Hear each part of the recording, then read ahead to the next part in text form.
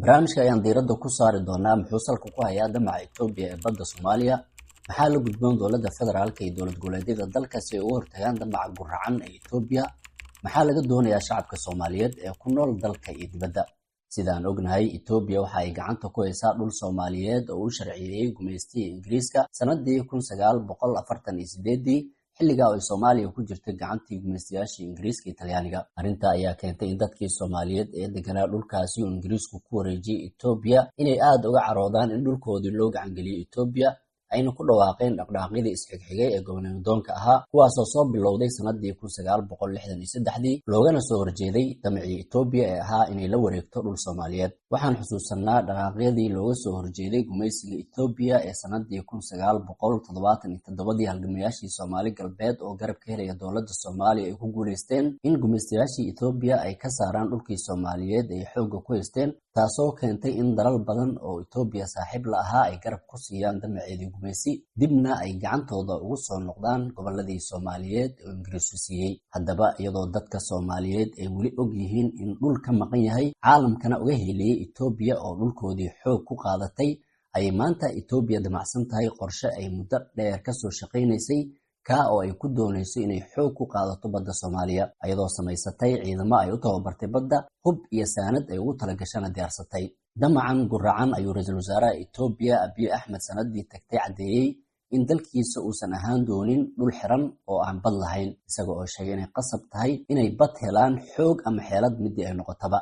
Waxaa xigtay Abiy oo u arkay in dowladda ugu daciifsan dalalka dariska ay tahay Soomaaliya oo hore dhul xoog uga haystay uu mar kale isku dayo inuu baddeeda xoogo, isagoo 1 January ee sanadkan heshiis afgarada la saxiixday madaxweynaha Somaliland Muuse Biixi. Heshiiska oo Itoobiya u ogolaanaya in 12 mayl oo badda Soomaaliya ah ay saldhig ciidan ka samaystaan, taa beddelkeedana Itoobiya ay aqoonsi siiso Somaliland. Haddaba, maxaa la gudboon dowladda federaalka iyo dowlad goboleedyada dalka si ay uga hortagaan damaca guracan ee Itoobiya? Sidaan ognahay, dowladda Soomaaliya waxay mowqif cad ka istaagtay damaca Itoobiya, iyadoo kulan aan caadi ahayn oo madaxweynuhu isugu yeeray baarlamaanka ay yeesheen labada aqal ee baarlamaanka federaalka Soomaaliya maalin uun kadib heshiiskii is-afgarad ee Itoobiya, oo ay si wadajir ah u gudoomiyeen gudoomiyaha golaha shacabka Sheekh Aadan Maxamed Nuur Madoobe oo uu wehelinayo gudoomiyaha aqalka sare Cabdi Xaashi Cabdullaahi iyo ku-xigeenada labada aqal ee baarlamaanka Jamhuuriyadda Federaalka. Waxaana kulankaasi ay mudanayaashu wax kama jiraan ku tilmaameen heshiiska Itoobiya iyo Somaliland,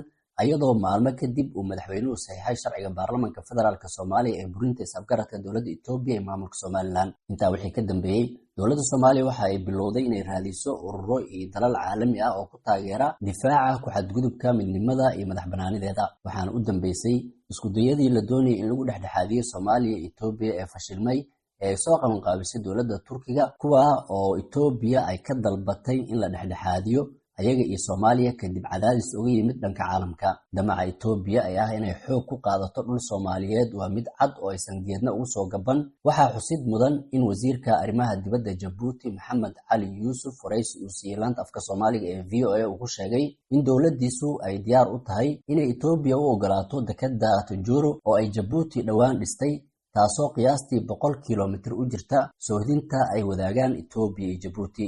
Wuxuu xusay in dalkiisu uu xitaa diyaar u leeyahay Itoobiya inay qayb ka siiyaan maamulka dekeddaasi, balse Itoobiya waa diiday deeqdaasi, ayadoo uu u muuqdo dhul iyo bad ay dadkiisu dayaceen oo ay u aragto inay meel cidlaha ka qaadan karto, si buuxdana u maamulan karto. Soomaali waxay ku mahmaadaan in aysan shantaada kaa celin sharci kaama reebo. Itoobiya gardaradeedu waa mid cad oo ay si bareera uga xadgudbayso shuruucda caalamiga ah. Maanta waxaa la joogaa xilligii loo midoobi lahaa danta qaranka, dalkana laga difaaci lahaa cadowga doonaya in uu ka faa'iidaysto khilaafka dhexdeena ah. Dowladda Soomaaliya waxaa la gudboon inay xoogga saarto siyaasadaha arrimaha gudaha, dhammaan maamulada dalka ka jirana ay isku mowqif ka noqdaan arrintan, taasoo culayska ku badin karta Itoobiya. Maxaa laga doonayaa shacabka Soomaaliyeed ee ku nool dalka iyo dibadda? Ka shacab ahaan, waxaan weli dulmane u nahay dhibaatadii ay noo geysteen gumeystayaashii dalkeena kala qaybiyey, kuwa oo isaga kaaya horkeenay beelbeel iyo gobol-gobol. welina aad moodo in gumeystihii uu dhulkeenu baneeyay, balse uu nooga tagay suntii gumeysiga ayuu nacabsiiyey.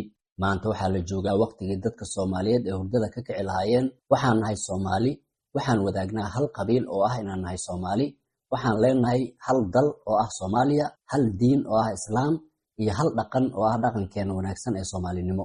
waa inaan diidnaa qabyaaladda iyo xuduudaha uu noo kala sameeyo gumeystaha, oo aan gacmaha isqabsanno una midoona cadowgeena. Cadowga Soomaaliya isagoo adeegsanaya qabiil, gobolaysi iyo wax la mid ah ayuu isku dayayaa inuu qarnigan 21aad nagu gumaysto qayb oo xukun, taasoo ceeb ku ah jiilka maanta nool ee waayeelka iyo dhalinyarada leh. waan ku filannahay difaaca dalkeena iyo soo nooleynta sharafkii iyo sumcaddii aan ku lahayn caalamka haddii aan ka xorowno inaan u dabranaano waxa duulinimadana baday ee ah inaan dhexdeena isku xoog badannahay. waa inaan indhaha kala furnaa oon tooshka ku ifinnaa imaanlawayaasha sharafka iyo sumcadda dalkooda shilmaadka siista ee raalliga ku ah in duulinimo aan ku noolaano, kuwa oo dalal shisheeye ah ku caawinaya inayna gumaystaan. waxaan kusoo gabagabeynayaa maamahdii Soomaaliyeed ee ahayd lax walba meesha isdhigta ayaa lagu gowracaa. go'aanka aan maanta qaadanno ayaa noqon doona waxa ay nagu qiimeyn doonaan jiilka naga dambeeya.